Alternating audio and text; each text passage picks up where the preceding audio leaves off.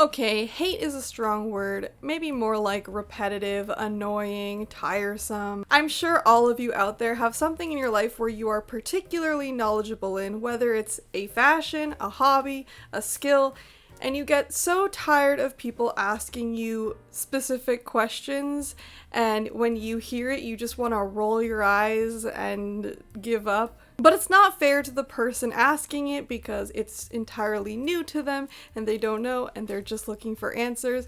But from your perspective, you're just so gosh darn tired of it. There are definitely specific questions that will make a lot of Lolitas feel this way, and my hopes for this video is that I can answer them. So if you're afraid to ask Lolitas these things, I'll have the answers for you, or if you are yourself a Lolita and you're tired of answering these questions, you can send someone this video or a particular section of this video to answer for you. I understand that talking about things that may make Lolitas frustrated or annoyed, it might make me come off a bit rude or mean, so I have enlisted the help of an adorable friend. Can you come closer? It's hard for me to reach. Come here. Come here. I have permission for Harley to be on camera, and she's really missing her owner, so she needs constant attention. So this will be perfect because I can give her constant attention. Why are you going towards the light? Why are you trying to eat the light? You're a little weirdo. Okay, let's see these questions. What are you doing? Your wig hair is stuck to you. I'm sorry. Hi, I'm Rilakuma, a Lolita fashion expert, and I'm here to fill in the gaps Lore may have missed because bringing Harley into this brought some unique challenges, and I think Lore may need a little help in expanding on her answers, and I am here to make them a bit more coherent. This video does not have a sponsor, but if you are looking to purchase Lolita items, shopping with 42 Lolita using this link and my code helps support the channel. So do you wear this all the time? No. I mentioned in my previous video that there is a lifestyle associated with Lolita fashion, and the goal used to be to wear it all the time, but I feel like that's unrealistic and most people don't wear it all the time. I feel like this is one of the questions that is asked more by people who are not into Lolita, people who are just discovering it. So yeah, this would be so much work to wear all the time. It would be uncomfortable and cumbersome, so most Lolitas do not wear it all the time. I get tired of being asked what it's for, what the meaning is behind it. I know Lolita does have feminist roots and history of its own, but sometimes people just simply want to look cute, and it doesn't mean we're trying to be the spokesperson for the entirety of Lolita history. That's why I think that having a printout is really helpful, and I'm really grateful that Atmos Fierce gave us that resource, so if you're tired of answering that, you can just print it out and hand it to someone and they can still get the explanation of it without you having to be a spokesperson. I wish that people in general would just be more open to others dressing unusually and outside of the norm. I know that in the past, Lore has encouraged every opportunity when you are out in Lolita to teach people about it, but that's only if you want to. If you don't like talking to people or you're tired and you don't feel like explaining it, you absolutely do not have to. You do not owe anyone an explanation of Lolita. You are allowed to walk away and say nothing. For beginner Lolitas, I just hate the attitude that Lolita is so unattainable for teens, plus-size people, on a budget, etc. It's going to be harder, but it's not impossible, and this is defeatist attitude also discourages others from giving it a shot. I agree that it is frustrating and honestly kind of sad to hear things like this from people, especially when you're someone who makes resources for Lolita fashion and is trying your best to like educate and share information, for people to kind of snap back and just say it's too hard. And I understand that for some people it is hard and it is going to be really difficult, and maybe you might not be able to wear it right now. Okay, you can lay on me, that's fine. I think that with our society and shopping and being able to get things instantaneously, it's often hard for people to think about the long run of things and the aspect of Lolita fashion that is a collector's hobby. So you won't be able to attain it right away. And definitely there are different circumstances that may make it much more difficult for you, and you may not be able to wear it, or you may not be able to wear it for a long time. I touched on this in my video about explaining it to people, but there are so many stories of Lolitas who have come to it much later on after discovering it because they have reached a point in their lives where they can wear it. And you're right that it does often discourage others, but I think that if it's something that you're really interested in, you should still continue to do the research and look into it and see if one day it's something that could be viable for you. I have never encountered this, but I've heard this from a lot of Lolitas, that strangers will lift up their dress and try to see what's underneath. I don't understand how anyone could justify touching a stranger and also lifting up and looking underneath their clothing. Like, why is this such a common thing that people encounter? The answer is petticoats and hoop skirts. People really don't understand undergarments, and they don't... Why are you being weird, Harley? Don't be weird like the people touching Lolita's dresses. Why are you mouthing me, sniffing me? I'm just kidding. It's okay. I'm made of plush. Nothing can hurt me. I love you. It's fine. What petticoat do I wear with this dress? You would think that at this point in time, I'm like a master of petticoats. I know all of the petticoats, but I really don't. I wear the same 3 petticoats all the time that I have for years. So I have my Wonderwelt petticoat, my Me Likes Tea petticoat, and my Cream and Sugar petticoat. There is no real universal petticoat for all Lolita dresses because they all have a bit different shapes. There's different shapes to Lolita. There's more like bell shape, there's more cupcake shape, there's A-line.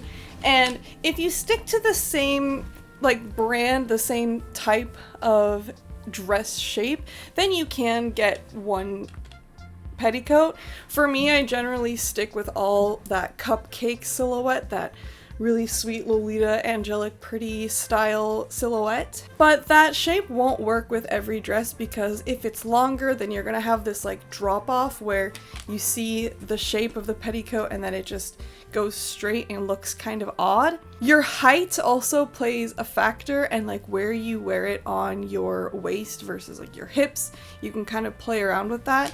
And I think that someone who sews can better answer petticoat questions because they're more familiar with measurements. I've never been very good at it. I hate saying do your own research, but it's one of those times where you really do have to do your own research because it very much depends on your dress and your height and the type of shape that you want to get for it.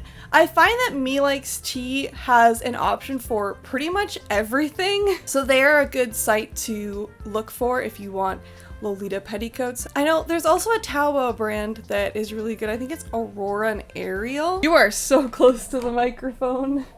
Do you have something to say? Please subscribe to LOVELYLOR. As a straight size Lolita, getting frequent DMs about how to buy plus size Lolita, I get pretty uncomfortable. Don't get me wrong, I've tried my best to learn, but I will never understand the struggle. Also, Americans, what is an inch? Please use normal people measurements. You want to talk about Americans? Canadians are so confusing because they mix both measurements.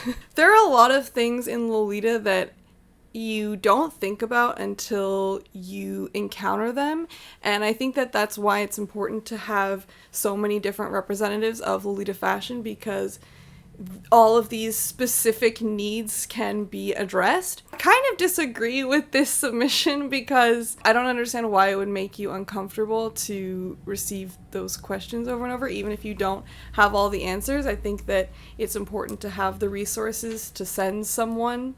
I will include a comprehensive blog list about plus size Lolita fashion. Even if you aren't plus sized yourself, I don't see the harm in redirecting people to this resource, which includes self-identified plus-size influencers that people can ask questions to, as well as a bunch of information on plus-size shopping. I understand that it would be difficult without these resources, but I'm really thankful the community has put this together.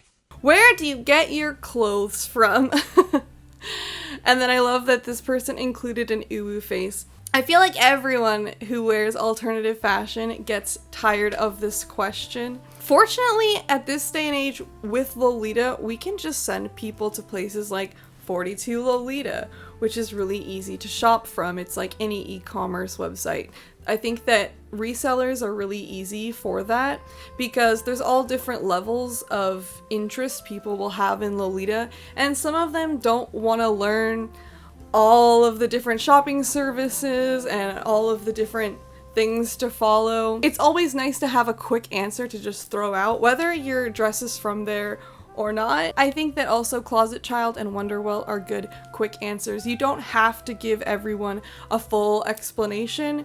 You can just say on the internet. I think that that could be the next printout pamphlet that we make, is like easy Lolita fashion shopping resources. How do you wear this in public without being embarrassed? I could never wear this. Is so common but rude. I think that I've put myself in this echo chamber of alternative fashion wearers because most of my friends wear some form of alternative fashion, so I forget that we are dressed unusually. And I visited my hometown in January, February. It was just so weird because people were constantly making comments about how it was dressed, and to me, I wasn't even wearing Lolita. I was wearing like the most minimal alternative fashion that I have, just like a dress and boots, and people were constantly giving me aggressive compliments where if you wrote it down on paper, it seems like they're complimenting you, but they're definitely saying it because you stick out and you are different. And it's very draining, and I don't know what advice to give you other than to surround yourself in other people who are dressed unusual as well. I want to choose chaos and say, oh, you would be embarrassed? Sounds like a you problem. I have never seen such weakness. What are you going to do with so many dresses? I think that everybody has some form of collector's hobby, and just explaining it to them like that will help them understand and try to relate it to something that they have. Like, oh, well, it's something that I collect. What do you collect? Pokemon cards, anime figures, baseball cards. My dad collects guitars. Do I have to follow the rules to wear Lolita? I wear Lolita with my normie wardrobe all the time.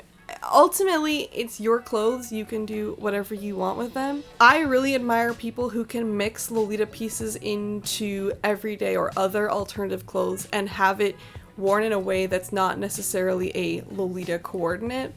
And I think that's totally fine. I struggle with that because my brain is so brainwashed into thinking that it has to be complete. I go through all of the steps, and if I'm missing something, my brain just like won't let me do it, and that's something that I struggle with. So I think that it's actually a skill in itself and like a talent if you are able to mix Lolita pieces into a non-Lolita coordinate and wear it. What should my substyle be? I get sad that newbies can't answer this themselves. I feel like there's a bunch of fun quizzes that you can do to see what substyle you will be, but I think that generally just absorb it all in and see what resonates with you and what you feel like wearing.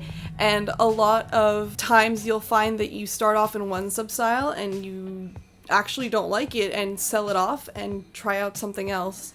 Maybe it's just overwhelming when you first start out to see everything and you have interest in multiple things, so you have a hard time choosing. I think the only way you're going to find out what substyle you're going to be is not by asking someone else what you should be, but by experimenting and trying it out. It also helps to look at your existing wardrobe and see what sorts of things could be a crossover in the beginning of your Lolita journey. There we go. Oh my gosh, you're so cute. You're so cute. Did you make your dress yourself? I wish that I could. I think that it is a huge compliment to ask, and I will usually take this question and shift it in a way to promote one of my friends who do make Lolita, like different indie brands, and talk about that so that, yeah, I can kind of change into helping them out. Are you in a play? I've never understood the are you in a play question because there is no way that actors in a play would be allowed to wear their wardrobe out in the world. Even the smallest community productions, like, they want to keep their costumes safe and protected, and they wouldn't want you wearing it outside of the performance unless you're promoting it with someone, but then you would probably be making it very obvious. And yeah, I've never understood the "are you in a play" question. Honestly, I'm tired of people asking how much my stuff costs. So many of the replies that I got were similar to this, and yeah, it's strange. It's not even, unless someone wants to share how much they spent on it and, you know, are proud of their hunt for their dress, it's really not important, it's not relevant, and it's up to them if they want to give that information. You shouldn't be asking that. Like, there's no other circumstance where that's really appropriate. I don't know why we think that these things are appropriate. I need to brush you. You are very distracting. I don't know, hopefully I can edit this video to make some sense. Is there anything that you want to say to your adoring fans before we leave? Before I brush you, because you need to be brushed for sure. Oh my goodness. Oh my goodness. Thank you for filming with me today. Please don't lick the microphone. Please.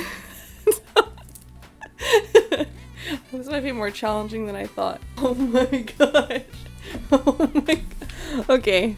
We're just fully gonna... I'm just gonna fully hug you, I guess. I thought... You're making it so difficult. And not because you don't... I thought that you wouldn't want to be on camera, but you, like, really want to be on camera. You want to be the star of the show. Oh my gosh.